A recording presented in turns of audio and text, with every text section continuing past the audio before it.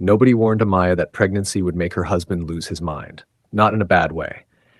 In the particular way of a man who had spent 2 years being carefully distant and was now overcorrecting so dramatically that the entire penthouse staff had developed a collective anxiety response to the sound of her sneezing. She sneezed once on a Tuesday. Jae-won was on the phone with his most important client in Singapore. He hung up mid-sentence. "Are you okay?" "I sneezed." "Jae-won, you sneezed twice. That is how sneezing works. I'm calling Dr. Kim." Jae-won. He called Dr. Kim. Dr. Kim was the third doctor this month. The first one had made the mistake of speaking to Jae-won instead of Amaya during the consultation. He was replaced within 48 hours. The second one had suggested Amaya reduce her activity level in a tone Jae-won described as dismissive. He lasted 4 days. Dr. Kim understood the assignment. She spoke directly to Amaya. She used clear language. She did not make the mistake of making eye contact with Jae-won when delivering information unless absolutely necessary. She was doing well so far. Dushik had a private list on his phone of every doctor who had been let go. He had also quietly maintained relationships with all of them because Jae-won changed his mind frequently, and Dushik believed in having options. He called it the medical personnel situation. He had a tab for it in his folder. The cooking started in month 5. Amaya's cravings arrived suddenly and specifically. She wanted things that required actual cooking, actual effort, actual skill that Jae-won did not possess and refused to acknowledge he didn't possess. "I'll make it," he said the first time. Amaya looked at him. "You burned water last month." "That was a different situation. You burned water, Jae-won." "I have been practicing," he said with complete dignity. He had been practicing. Dushik had found 17 browser tabs open on Jae-won's work laptop titled things like Easy Recipes for Beginners and Why Does Everything Stick to the Pan, and one simply titled Am I a Bad Cook or Is Cooking Bad? The result of the practice was that, he could now produce 3 dishes with moderate success and 2 dishes that were technically edible if you were very hungry and had low expectations. Amaya ate everything he made. Every single time. Not because it was good, it was frequently not good, but because he stood at that stove with the focused concentration of a man attempting the most important task of his professional life, and she was not going to take that from him. She did keep a secret stash of crackers in the bedroom. He absolutely knew about the crackers. Neither of them mentioned it. Something is coming from Columbus, Ohio, and it is going to change everything. Again. If you watched part 1 and part 2 of this story, sit tight, because part 3 is about taking everything you thought you knew and turning it completely upside down. Subscribe to Afro Korean Romance Tales and drop a comment. Where in the world are you watching from? Tox found out she was pregnant on a Thursday morning. Not because she took a test, not because she had symptoms she couldn't explain, but because she was sitting at breakfast eating her 3rd plate of food, and Amaya, 7 months pregnant, experienced knowing, put down her coffee cup and looked at her best friend with the particular expression of a woman connecting dots. "Tox, don't. When did you last I said don't? Tox." "Amaya." Amaya slid a pregnancy test across the breakfast table without breaking eye contact. Tox stared at it. "Where did you get that from? Bought 12 when I found out about mine," Amaya said. "I have been waiting for the right moment." "You have been waiting." 3 weeks, Amaya said calmly. "The signs have been there." "What signs?" "You ate Dushik's lunch yesterday without realizing it was his." "I was hungry." "You ate his lunch. Your lunch." And then asked the delivery man if he had anything left in his bag. Tox opened her mouth, closed it, picked up the test. 30 minutes later, they were on the bathroom floor again. Same floor, same position. Tox holding Amaya's hand, this time from the other direction. They looked at the result. "Okay," Tox said. "Okay," Amaya agreed. "I'm pregnant." "Yes." Park Dushik, Tox said to nobody in particular, has a lot to answer for. Dushik received the news that evening. He was at his desk updating the Tox-related variables folder, now renamed the Tox-related life folder since the wedding, when she walked in, sat across from him, and placed the test on his desk between them. He looked at it. He looked at her. He looked back at it. He picked up his pen. He opened his folder. "I'm going to need more subsections," he said. Tox burst into tears and then immediately started laughing, and then threw a folder tab divider at his head, which he caught with one hand, without looking up. What nobody told Dushik about pregnancy was the cravings, not the general concept of cravings. He had read about those, had in fact added a cravings management subsection to the folder within 48 hours of the positive test, had researched nutritional needs and nearby restaurants and late-night delivery options within a 3-kilometer radius. What nobody told him was the specific nature of Tok's cravings. They were unreasonable, not medically unreasonable, just personally, specifically, logistically unreasonable in ways that seemed designed by some cosmic force to test the limits of a very organized man's patience. Week 1, she wanted plantain chips that were only sold at one specific market in Mapo that closed at 9 p.m. She discovered this craving at 11 p.m. Week 2, she wanted a specific Nigerian pepper soup that required ingredients only available at an import grocery store 40 minutes away. She wanted it at 2 a.m. She was very specific about the temperature it needed to be served at. Week 3, she woke up at 3 a.m. absolutely certain she needed honeydew melon cut into exactly equal pieces. Not approximately equal, exactly equal. She could tell the difference. Dushik got up for all of them, every single time. He put on his coat over his pajamas. He drove to whatever was open. He came back with whatever she needed. He cut the honeydew melon into equal pieces using a ruler. He used a ruler. He did not mention the ruler to anyone. The slapping incident happened in week 8. It was 4 a.m. Dushik was deeply asleep.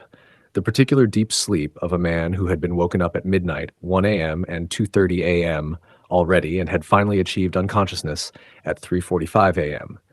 He was sleeping, by all accounts, very well. This was the problem. Tox lay beside him wide awake, uncomfortable, unable to find a position that worked, the baby doing something acrobatic against her ribs, craving something she couldn't even name yet. Just a general craving, an atmospheric craving, a craving for something that existed somewhere, and she would know it when she found it. She looked at Dushik. He was sleeping peacefully. His face had the expression of a man having a very pleasant dream. She watched him sleep for approximately 90 seconds. Then she slapped him. Not hard, but not softly. What? Dushik sat up immediately, eyes wide, emergency folder instincts activated. What happened? What's wrong? You're sleeping, Tox said. Her voice was trembling. Her eyes were wet. You're just sleeping, comfortably, like a person. Dushik stared at her. Yes, he said carefully. I was sleeping. I can't sleep, she said. I haven't slept properly in 3 weeks. I am uncomfortable every single minute, and the baby keeps moving, and I can't find a position, and you are just sleeping. Tox, how dare you sleep comfortably, she said, fully crying now. How dare you? Dushik looked at his wife. He looked at the ceiling. He looked at his wife again. He sat up completely, rearranged the pillows into a specific configuration he had actually researched, pregnancy pillow arrangements, subsection 14, and guided her gently into the position. Better? She shifted. Settled. The baby apparently approved because the acrobatics stopped, slightly, she admitted. Good, he said. I'm sorry I slapped you. You warned me this might happen, he said. I added it to the folder. You added the slapping to the folder. Anticipated midnight incidents, subsection 19, he said. Go to sleep. She looked at him in the dark. This man who drove 40 minutes at 2 a.m. for pepper soup ingredients and cut melon with a ruler and added her slapping him to a planning folder, subsection. I love you, she said. Very quietly.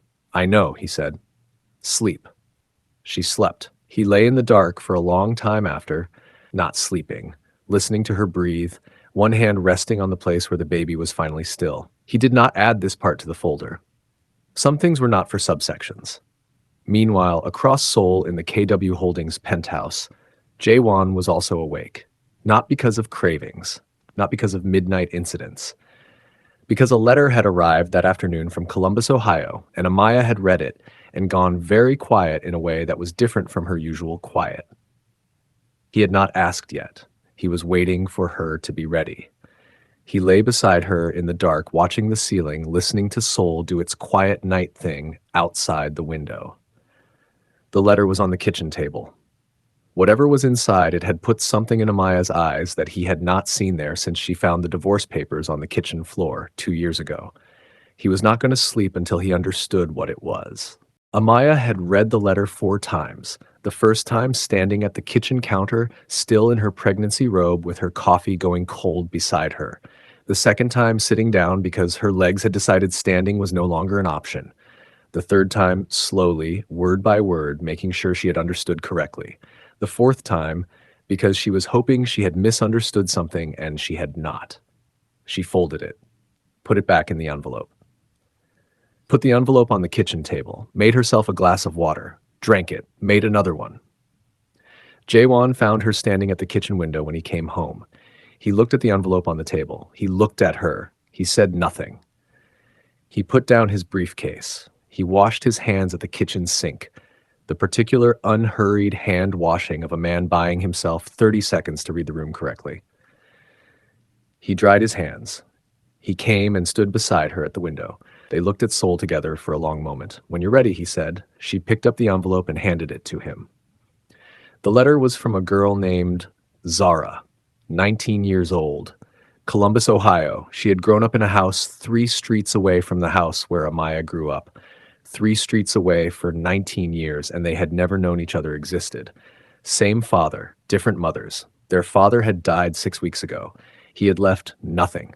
No money, no property, so they had no instructions.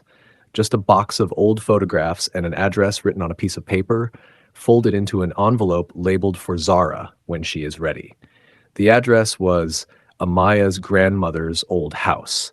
Zara had found the letter, found the address, tracked Amaya to Seoul through the kind of determined internet searching that only a 19-year-old with nowhere else to go would do. And she had written carefully, nervously, apologetically, because she had no one left and Amaya's name was the only thing her father had left her. Jae-won read every word. He folded the letter, put it back, put it on the table for dinner. "She's 19, Amaya said. "Yes, she has nobody. That's what she says." Amaya turned from the window, looked at him. "You don't believe her." He was quiet for a moment. The particular quiet of a man choosing his words carefully because he loves the person he is speaking to and does not want to hurt them and also cannot lie to them. "Believe she exists," he said. "I believe your father had another daughter. I believe she is alone." He paused. "I want to know how she found you so specifically. An address in Seoul is not in any public record." Amaya looked at the letter. "Someone helped her," she said. "Yes," Jae-won said. "Someone helped her." Dushik had the answer by the following morning. He arrived at 7 a.m. with documents and the expression of a man who had been working since 5 a.m. and had found something he wished he hadn't found. He placed a single printed page on the kitchen table beside the letter. Jae-won looked at it. His jaw did the tight thing. "Tae-soo," he said. "Yes," Dushik said. The printed page showed a wire transfer. Kang Tae-soo's shell company. A payment made 6 weeks ago, 3 days after their father's death, to a private investigation firm in Columbus, Ohio. The brief: locate Amaya Osei Bridges' family connections. Find a point of entry.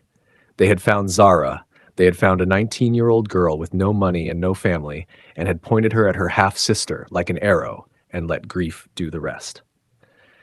Amaya sat at the kitchen table and looked at the wire transfer and looked at the letter and looked at the wire transfer again. "She doesn't know," Amaya said. "Zara doesn't know she's being used." "Almost certainly not," Dushik said. "She's 19 and she just lost her father and someone handed her an address and told her she had family." "Yes," Dushik said quietly. Amaya put both hands flat on the table. She looked at Jae-won. "I want to meet her," she said. "Amaya, she is not the weapon," Amaya said. "Tae-soo is the weapon. She is just a 19-year-old girl who has nobody, and I am not going to punish her for that." Jae-won looked at his wife, 8 months pregnant, both hands flat on the table, the expression of a woman who had made her decision before she finished the sentence and was not moving from it. He looked at Dushik. Dushik already had his phone out. "I'll arrange the call," he said. The video call happened that evening. Zara appeared on screen looking exactly like what she was. A 19-year-old girl trying very hard to look older and more composed than she felt. She had Amaya's cheekbones, not identical but related, the kind of resemblance that announces itself quietly and then cannot be unseen. She was nervous. Her hands were visible at the bottom of the screen, fingers interlocked, knuckles slightly white. "I wasn't sure you'd call," Zara said. "I wasn't sure either," Amaya said honestly. "But here we are." A pause. "You look like—" Zara stopped. "I know," Amaya said. "I saw it too." Jae-won watched from across the room, not interfering, not inserting himself, just present, the way he had learned to be present, fully and without conditions. Dushik watched from the hallway with his folder closed for once. Some things didn't need document. Jae-won was done being patient. He had been patient through the legal challenge, patient through the press story, patient through 2 years of a cousin who smiled at board meetings and dismantled things quietly from the inside. He had handled all of it with the measured precision of a man who believed that the most devastating response to an enemy was a well-documented legal counter delivered through the correct channels. That was before Tae-soo used a 19-year-old grieving girl as a chess piece. That was before he pointed a lonely child at Amaya's front door and called it strategy. Jae-won sat in his study at 6 a.m. with Dushik's printed page and 3 additional documents that had arrived overnight and felt something he had not felt in a very long time. Not anger exactly. Something colder than anger. Something that had been building since the gala when he saw his wife's name on divorce papers. He had written himself and understood for the first time exactly what he stood to lose. He picked up his phone. He called Sung-min. Sung-min picked up on the second ring. "I was wondering when you'd call," he said. "You know, I found out yesterday. My people have been watching Tae-soo since the shareholder situation. He has been busy." "How busy?" "Busy enough," Sung-min said. "The girl is clean. She genuinely doesn't know. He found her through the investigation firm, fed her just enough to make her reach out, and has been waiting to see what door it opened. What door was he hoping it would open?" "Financial records," Sung-min said. "He believes your wife has access to KW Holdings' internal documents through her property investments. He wanted someone on the inside who Amaya would trust. He used a grieving child." "Yes," Sung-min said, quietly. He did. The line was silent for a moment. "I want this finished," Jae-won said. "Completely. Finally." "I know," Sung-min said. "I've been building something for 3 months. I was waiting for you to be ready." "I'm ready." "Good," Sung-min said. "Come to my office at noon. Bring Dushik and his folder." Dushik's folder had grown considerably. What had started as a color-coded wedding planning document had evolved through 3 months of quiet, careful work into the most comprehensive record of Kang Tae-soo's activities since the inheritance clause became active. Shell companies, wire transfers, the private investigation firm in Columbus, the press story plants, the shareholder approach, the legal challenge. Every move documented, every paper trail followed to its source, every connection mapped with the neat, precise handwriting of a man who had been watching and waiting and filing things under the correct tabs. He placed the folder on Sung-min's boardroom table at noon. Sung-min looked at it. "How many tabs?" 23, Dushik said. Sung-min looked at Jae-won. "Your assistant," he said, "is genuinely terrifying." "I know," Jae-won said. "I've been underpaying him." Significantly, Dushik said without looking up. What Sung-min had been building for 3 months was elegant in the way that truly devastating things are elegant. Simple, complete, and impossible to argue with. Tae-soo had been moving money, not stealing exactly. Something more sophisticated. He had been using his position on the KW Holdings advisory board to redirect consulting fees to companies he controlled. Small amounts, irregular intervals, the kind of pattern that looks like normal business activity until someone maps all of it together on one page. Dushik's folder had it on one page. Tab 17. Subsection 4. Combined with the wire transfer to the Columbus investigation firm, which connected Tae-soo directly to the harassment of Amaya, and the documented shareholder manipulation, the picture was complete. It was not just a family dispute anymore. It was fraud. "We take this to the board first," Jae-won said. "Then the lawyers. Then, if necessary, it won't be necessary," Sung-min said. "When Tae-soo sees what we have, he will resign quietly. Men like him only fight when they think they can win. And when they know they can't, they disappear," Sung-min said simply, quickly and completely. He was right. Tae-soo received Dushik's folder, a copy, carefully prepared, delivered by courier to his apartment on a Wednesday morning, and called his lawyer within the hour. His lawyer called Jae-won's lawyer within 2 hours. By Thursday afternoon, Kang Tae-soo had resigned from the KW Holdings advisory board, dissolved his shell companies, and transferred back every redirected consulting fee with interest. He did not call, he did not fight, he did not attempt to counter, he simply disappeared. Quickly and completely, exactly as Sung-min had predicted. Jae-won told Amaya that evening.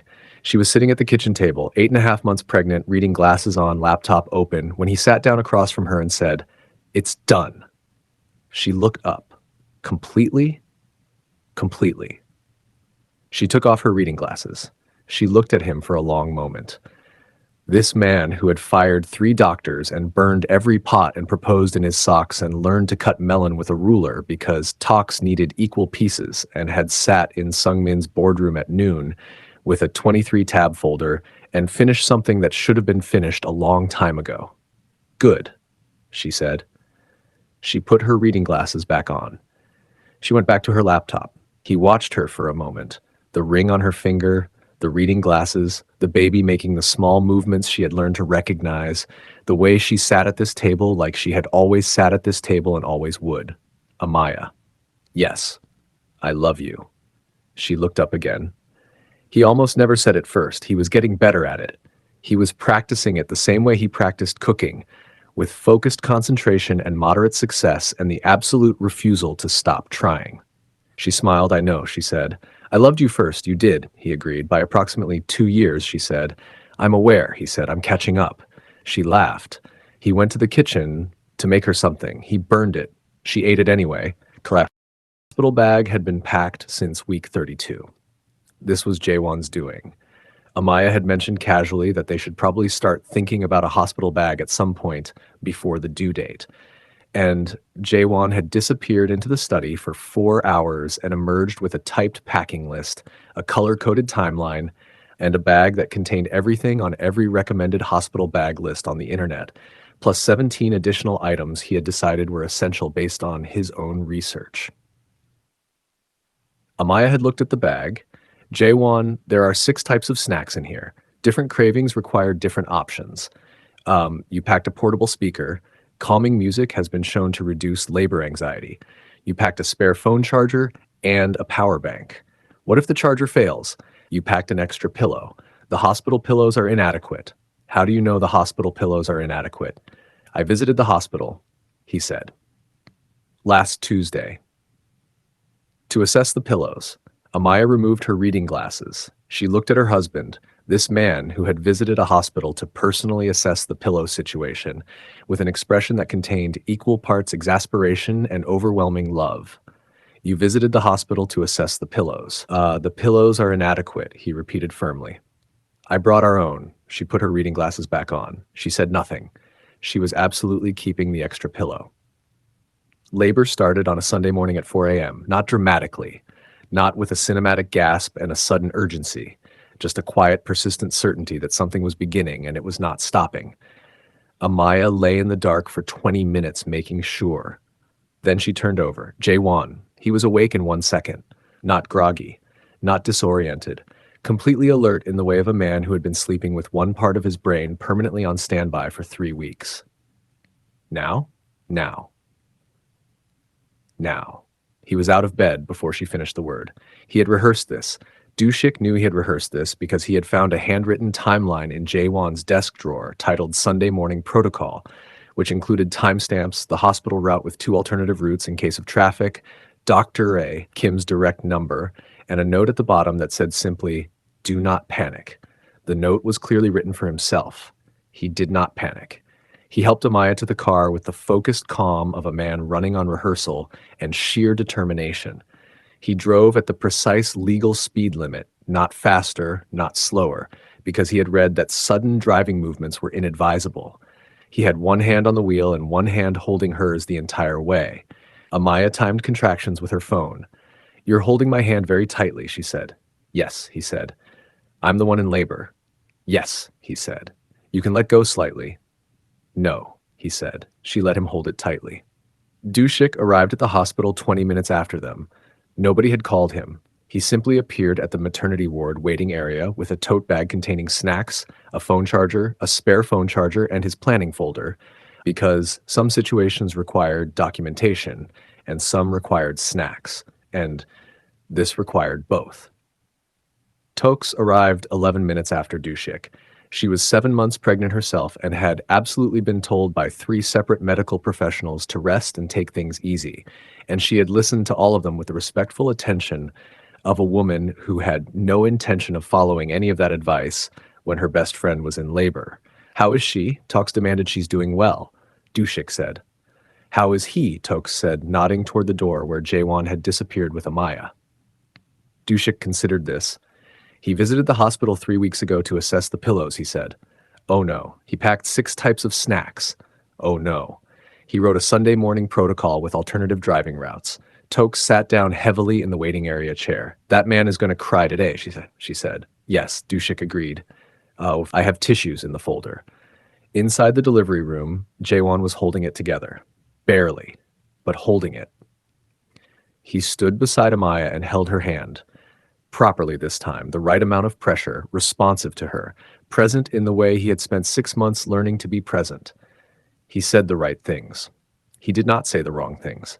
He did not attempt to give Dr. Kim any instructions, which was a significant personal achievement.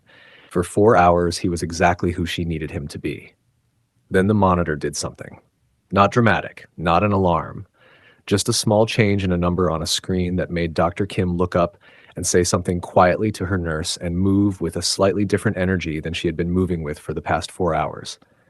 What? Jae-won said immediately. What just happened? Everything is fine, Mr. Kang, Dr. Kim said. What changed on the monitor? We're just going to... What changed? He said. His voice was completely controlled. His face was completely controlled. His hand holding Amaya's was not controlled at all. Amaya felt his hand. She looked at him. Jae-won, I'm fine, he said. To the monitor, look at me. He looked at her. His face, the face that had run board meetings and managed billion-dollar decisions and maintained complete composure through every difficult thing, was doing something it did not know how to do. She said, everything is fine, Amaya said. Steady, clear, I need you here. Not at the monitor. Here. He looked at her for a long moment. He nodded. He stayed. In the waiting room, Tokes ate her 4th snack from Dushik's tote bag. Dushik was on his 3rd cup of coffee. Sun-hee had arrived at hour 2 in a Chanel suit, different one, no flower this time, and was sitting with the composed energy of a woman who had done this before and knew that waiting was simply what you did, and you did it with good posture. Sungmin had sent flowers. Nobody had asked him to. He had simply sent them because that was who he was now. A man who sent flowers to hospital waiting rooms and held his lawyer girlfriend's hand at weddings and had somewhere along the way become the kind of person who showed up. At 6:47 p.m. on a Sunday evening, Kang Jiho arrived. 6 pounds, 11 ounces. A full head of dark hair. His father's jawline already somehow visible in the particular set of his tiny face. His mother's eyes, large and dark and looking at the world with an expression of someone who had arrived somewhere and intended to stay. Dr. Kim placed him in Amaya's arms. Amaya looked at him. She did not cry immediately. She did the thing she always did. She went completely still, absorbing something enormous, letting it settle before she responded to it. Then she cried. Jae-won was already crying. He had been crying since 6:43 p.m. when Dr. Kim said almost there, and something in his chest had simply given way completely, and he had stopped pretending it hadn't. He was not embarrassed about it. He had decided approximately 3 months ago that there were things worth crying about, and this was one of them. He put his hand on his son's head, barely touching, the gentlest possible contact, and looked at Amaya and the baby and felt something he had no word for in any language he spoke. Hi, Amaya said to Jiho.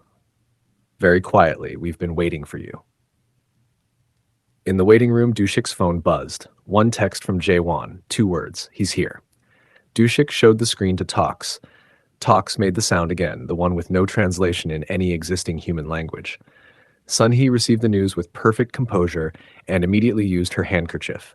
Dushik opened his folder. He added a new tab. He labeled it simply Jiho. It had no subsections yet. It was going to need many.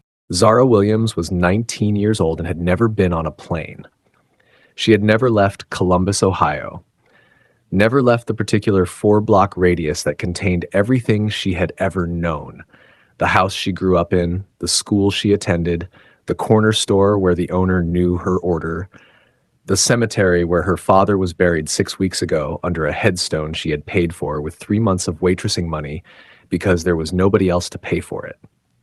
She was sitting in that corner store now. Her shift had ended an hour ago, but she had nowhere urgently to be, when her phone rang with a Seoul area code. She had been waiting for this call for 2 weeks. She had also been convincing herself it would never come. She picked up on the first ring. Zara. The voice was warm, direct. The voice of a woman who said exactly what she meant and had learned somewhere along the way that the most honest thing you could do for a person was simply speak to them clearly. Yes, Zara said. Her own voice came out smaller than she intended. I'm sorry it took me this long to call, Amaya said. I had a baby 6 days ago. Zara blinked. Oh, she said. Congratulations. Thank you. His name is Jiho. A pause. I've been thinking about what to say to you for 2 weeks, and I haven't found the perfect version, so I'm just going to say the true version. Okay, Zara said. I didn't know you existed until your letter arrived. I want you to know that. Nobody kept you from me deliberately. I just didn't know. And when I found out, I was angry for about 48 hours, and then I looked at your letter again, and I thought about being 19 with nobody, and I decided that whatever complicated history our father left behind was his to carry, not yours. Zara was quiet for a long moment. I didn't know what I was doing when I wrote that letter, she said. I found your name, and I thought, you thought you had family, Amaya said. You do. What Amaya did not tell Zara on that first call was what Dushik had found. She told Jae-won she was not going to tell her yet, not because she wanted to hide it, but because a 19-year-old girl who had just lost her father and reached out to a stranger in Seoul did not need to learn in the same conversation that she had been used as a tool by someone she had never met. She'll need to know eventually, Jae-won said. She'll need to trust me first, Amaya said. Then she'll need to know. He looked at her. New mother, 6 days postpartum, running on inadequate sleep and the particular fierce energy of a woman who had decided something and was moving toward it. Okay, he said. I want to bring her here, Amaya said. The kitchen went quiet. To Seoul. Yes, Amaya. She has nothing in Columbus. She's been paying for everything alone since their father got sick 8 months ago. She deferred college. She has been completely alone, and someone took advantage of that. And I am not going to let that be the last thing that happens to her. Jae-won was quiet for a long moment. He looked at his wife, at Jiho sleeping in the bassinet beside the kitchen table, the ring on her finger and the reading glasses she had pushed up on her head, and the expression on her face that he had learned slowly, imperfectly, over 3 years meant that a decision had been made and it was a good one. I'll have Dushik arrange the visa, he said. Dushik added a new subsection. He labeled it Zara. He did not tell Jae-won how many subsections the folder now had. Some numbers were best kept private. Zara arrived on a Tuesday afternoon 3 weeks later. She came through arrivals at Incheon Airport with one suitcase that was not completely full and the expression of a person trying very hard to look like they traveled internationally all the time and had not spent the entire 14-hour flight alternating between excitement and terror. Amaya was waiting at arrivals. She had brought Jiho, 6 weeks old, dark hair, his father's jawline, his mother's eyes looking at the world with quiet, enormous curiosity.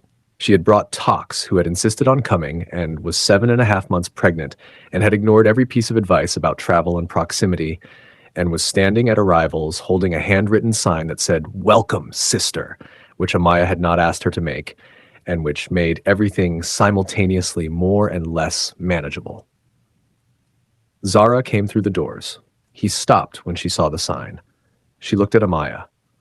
Amaya looked back. Up close, the resemblance was undeniable. The cheekbones, the eyes, something in the way they both tilted their heads slightly when they were assessing something. Different skin tones, different builds, the same father's particular architecture living in their faces. You look like Zara started. I know, Amaya said. I saw it on the video call. I wasn't sure you'd actually said I would, Amaya said simply. I don't say things I don't mean. Zara looked at Jiho in Amaya's arms. Can I? Yes, Amaya said. She held out her son. Zara took him with the careful, terrified reverence of someone who had never held a newborn before and understood instinctively that this was something that required complete attention. Jiho looked up at her. He did not cry. He simply looked with those large, dark, curious eyes at the face of his aunt who had come from 3 streets away across 14 hours of ocean to find the family she almost didn't have. Tox, standing beside them holding her sign, was crying before anyone said another word. I'm fine, Tox announced to nobody. This is just the baby pressing on things. You're not even that far along, Amaya said. It presses early, Tox said firmly. Zara is here, but someone paid for her to come and she still doesn't know. Jae-won watched Zara for 3 days before he said anything. Not suspiciously, not with the cold assessment of a man looking for evidence of a threat, but with the quiet attention of someone trying to understand a situation completely before he responded to it. What he saw was this: a 19-year-old girl who woke early and made her own bed with military precision, the habit of someone who had learned very young that nobody else was going to do it, who offered to help in the kitchen without being asked, and washed dishes without being told, and said thank you for everything with the particular sincerity of someone who had learned not to take anything for granted, who sat with Jiho for hours without being asked to, just sitting, talking to him quietly in the low voice people use with babies, telling him things about Columbus, Ohio that Jae-won could not hear from across the room, but that made his son look up with the focused attention of someone receiving important information, who cried once, quietly, privately, in the hallway at 2 a.m. when she thought everyone was asleep, and composed herself completely before the morning. On day 3, Jae-won sat across from her at the kitchen table while Amaya was sleeping and Jiho was sleeping and the penthouse was doing its quiet early morning thing. He put a coffee cup in front of her. He sat down. He looked at her directly. I need to tell you something, he said, and I need you to hear all of it before you respond. Zara wrapped both hands around the coffee cup. Okay, she said. He told her everything: the investigation firm, the wire transfer, Tae-soo's name, the timeline, how the contact had been engineered 3 days after her father's death, how someone had found her at her most vulnerable and pointed her at Seoul like an arrow. He told it plainly, without softening it and without exaggerating it, the way he told difficult things, directly, completely, with the respect of not making someone wait for the true part. Zara listened without interrupting. When he finished, she was quiet for a long time. Her hands were very still around the coffee cup. The man who found me, she said finally. He said he was a social worker, that he helped families reconnect. He was a private investigator, Jae-won said, hired specifically to find you. He said Amaya had been looking for me. She hadn't, Jae-won said. She didn't know you existed. Another silence. So the whole thing was Vletspo. The letter was yours, Jae-won said. What you wrote was real. What you felt was real. Someone handed you information in a direction and let your grief do the rest. That is not your fault. That is his. Zara looked at the coffee cup. Does Amaya know you're telling me this? She wanted to wait until you trusted her. Jae-won said, I decided you deserved to know sooner. You can be angry with me about that if you want. She looked at him. This man who had put a coffee cup in front of her and sat down and told her the truth at 6 a.m. without making her wait for it. I'm not angry, she said quietly. I stopped, started again. I trusted him. That man, I thought he was helping me. I know. I thought I had found something real. You did, Jae-won said. That part is real. Amaya is real. Jiho is real. How you got here was manipulated. Where you are now is not. Zara looked at him for a long moment. Why are you being kind to me? She said, not accusatory, genuinely asking. You don't know me. Jae-won thought about this. Because someone was unkind to my wife using you as the method, he said. And because you woke up at 2 a.m. and cried in the hallway and composed yourself before morning, and I recognize what it looks like when a person carries things alone. Zara was quiet. I heard you, she said softly. I know, he said. I was already awake. Jiho, she almost smiled. Amaya found them at the kitchen table when she came down at 7 a.m. She looked at Zara, she looked at Jae-won. She understood immediately what had happened. She looked at her husband with the particular expression she reserved for moments when he did something that made her understand all over again exactly why she had bet on him. She sat down. She poured herself coffee. He told you, she said to Zara. Yes, are you okay? Zara considered the question with the seriousness it deserved. I think so, she said. I think I need to understand it more, but I don't want to leave. You don't have to leave, Amaya said simply. Even knowing how I got here? You got here, Amaya said. That's what matters. Tokes arrived at 9 a.m. She arrived every morning at 9 a.m. now, 7.5 months pregnant, ignoring every piece of medical advice about rest, appearing at the penthouse with the regularity of someone who had simply decided this was her second home and nobody had successfully argued otherwise. She walked into the kitchen. She looked at the three of them at the table. She looked at the expression on Zara's face. Something processed, something settling, something that looked like the beginning of being okay. She sat down without asking. She reached across and took Zara's hand. She didn't say anything, she just held it. Zara looked at this extremely pregnant British Nigerian woman she had known for 3 weeks who had met her at an airport with a handwritten sign and cried at everything and ate constantly and held her hand now without explanation. Is she always like this? Zara asked Amaya. Always, Amaya said. Since birth, Dushik confirmed from the doorway where he had appeared with documents and the expression of a man who had learned to simply accept the morning. Zara looked around the kitchen, at Amaya with her coffee and her reading glasses and her ring, Jae-won, who had told her the truth at 6 a.m. and called it kindness, Toks holding her hand without explanation, at Dushik in the doorway with his folder and his quiet, steady presence, at Jiho in his bassinet beside the table looking at the ceiling with enormous, curious eyes. Something settled in Zara's face. Not completely. Not all at once, but the beginning of something settling. Okay, she said quietly. Nobody asked her what she meant. They all understood. Zara knows the truth. Tae-soo is gone. The phone call happened on a Friday evening. Jae-won had been thinking about it for a week, not avoiding it exactly, more circling it, the way he circled difficult things now instead of filing them away indefinitely. He had learned the difference between patience and avoidance somewhere between the gala and the kitchen floor proposal, and he applied that knowledge with the focused concentration of a man still learning, but genuinely trying. Amaya was feeding Jiho in the bedroom. Zara was in the living room with Toks, who had decided to stay for dinner and then decided to stay for the evening and showed no signs of leaving. Dushik had gone home. The penthouse was warm and full and noisy in the particular way it is always noisy now. Baby sounds and Toks sounds and the low hum of a home that had figured out what it was. Jae-won went to study. He closed the door. He sat at his desk. He picked up his phone and called a number he had looked up 3 days ago and written on a piece of paper and looked at every morning since. It rang twice. Hello? The voice was older. Female. Warm in the specific way of a woman who answered phones expecting good news because she had decided that was the only kind worth expecting. Mrs. Patterson, Jae-won said. My name is Kang Tae-won. I'm calling from Seoul. I am married to Amaya Osei-Bridges. I believe you knew her grandmother. A long pause. Then, I've been wondering when someone would call, she said. Mrs. Patterson was 73 years old. She had lived 4 houses down from Mama Dottie for 41 years. She had watched Amaya grow up from a distance, at barbecues and church events, and the particular occasions that Columbus, Ohio produced, in the way small communities produce occasions. She had been at the funeral. She had watched Amaya leave for Seoul, the quiet pride of a woman who had seen something special preparing to become what it always was.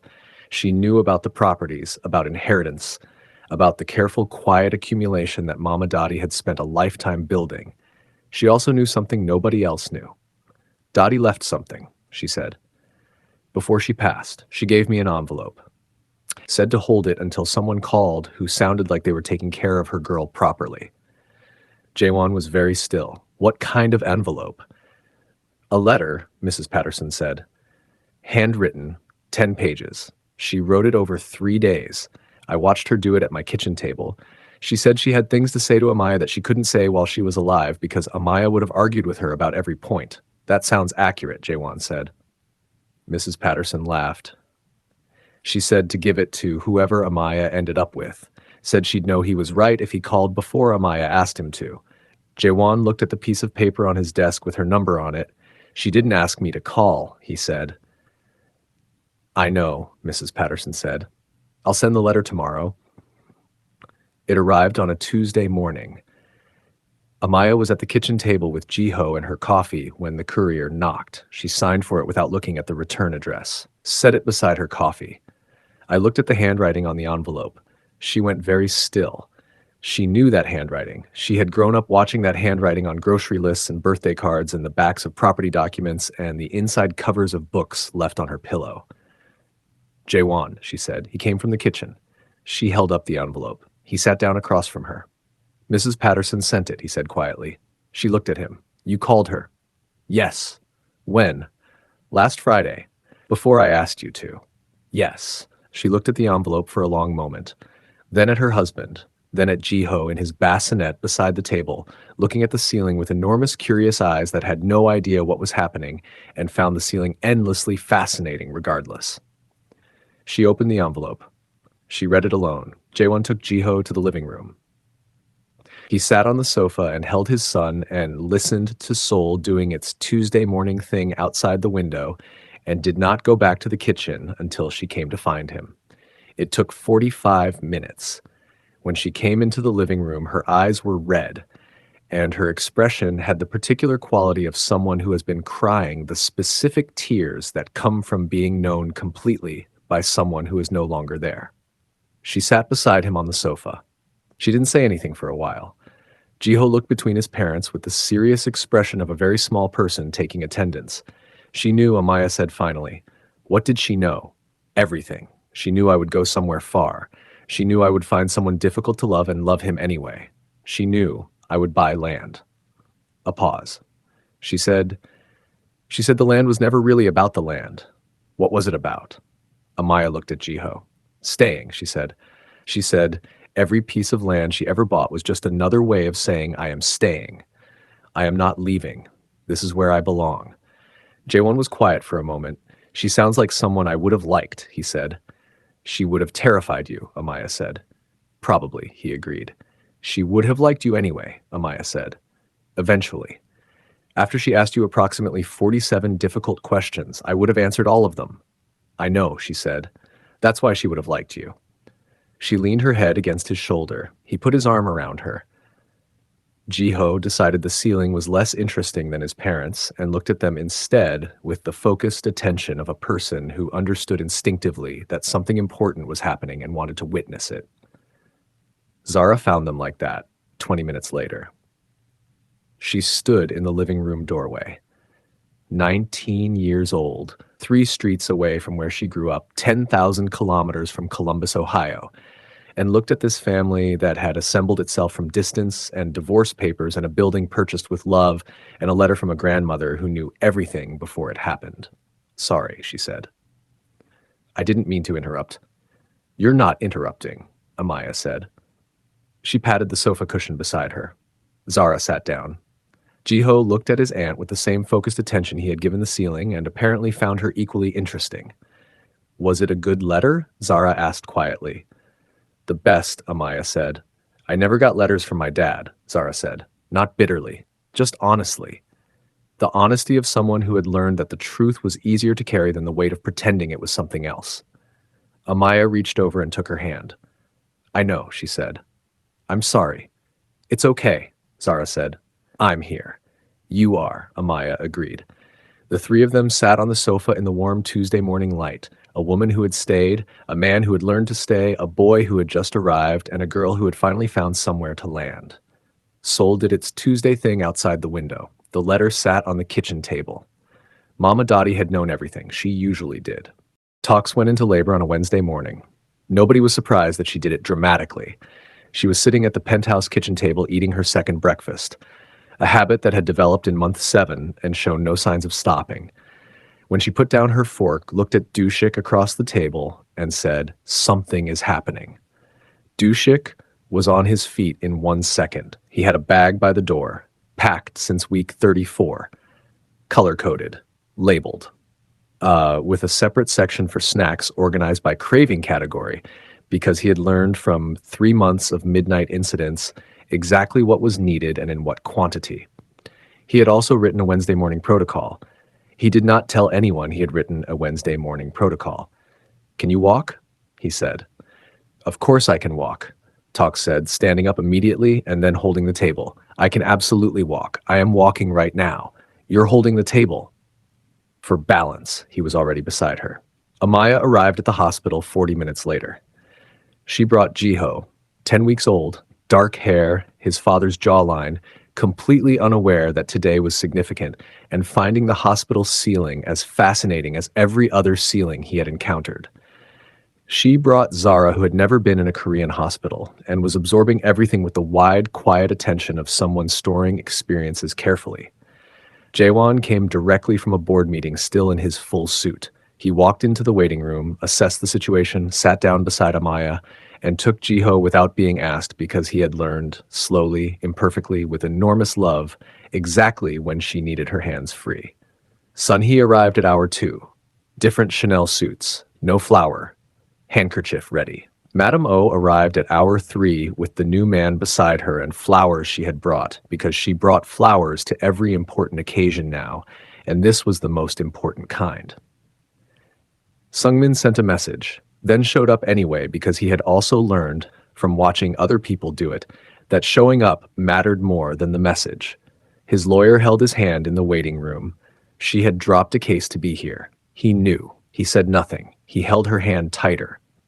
Park So-yeon arrived at 2:47 p.m. 7 pounds 4 ounces. A full head of dark hair that stood up in every direction with the energy of someone who had opinions and intended to express them. Her mother's dark, rich skin and enormous expressive eyes. Her father's neat, precise features. The combination was extraordinary. She arrived loudly. This surprised nobody. Dushik held his daughter for the first time with the expression of a man whose planning folder had not prepared him for this specific moment and who did not mind at all. He looked at Tox. She's loud, he said. She's perfect, Tox said. She is, he agreed immediately. She is completely perfect. He held Seo-yeon the way he held everything important, carefully, completely, like something he intended to keep. In the waiting room, Amaya's phone buzzed. One text from Dushik. 3 words. She is here. Amaya showed Jae-won. He showed Jiho. Jiho looked at the phone with enormous curious eyes and then looked at the ceiling because the ceiling was also interesting, and he was a person with many interests. Zara read the text over Amaya's shoulder and pressed both hands over her mouth. Sunhee used her handkerchief immediately and without apology. Madame O used hers and then squeezed the new man's hand, and he squeezed back because he had learned in 4 months that this was a family that felt things completely, and he had decided without reservation that he wanted to be part of that. Tox's voice came from down the hallway, loud, exhausted, completely herself. Amaya, get in here. Bring everyone. They went. All of them. The whole assembled family that had built itself from divorce papers and gala dances and color-coded folders and vans of red roses sent to wrong addresses and letters from grandmothers who knew everything, and 19-year-old girls from 3 streets away.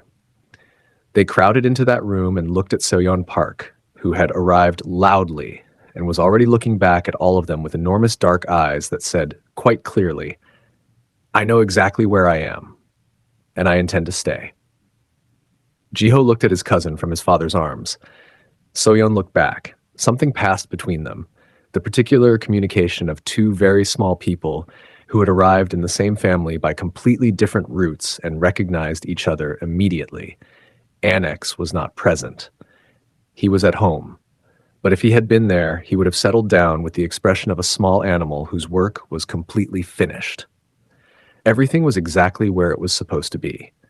Some people show up at your door with a van full of red roses sent to the wrong address. Some people stand in a doorway for 2 years before they learn to walk through it. Some people travel 10,000 kilometers to find 3 streets away.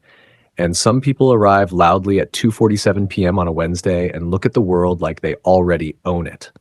The right people always find their way. Every single time.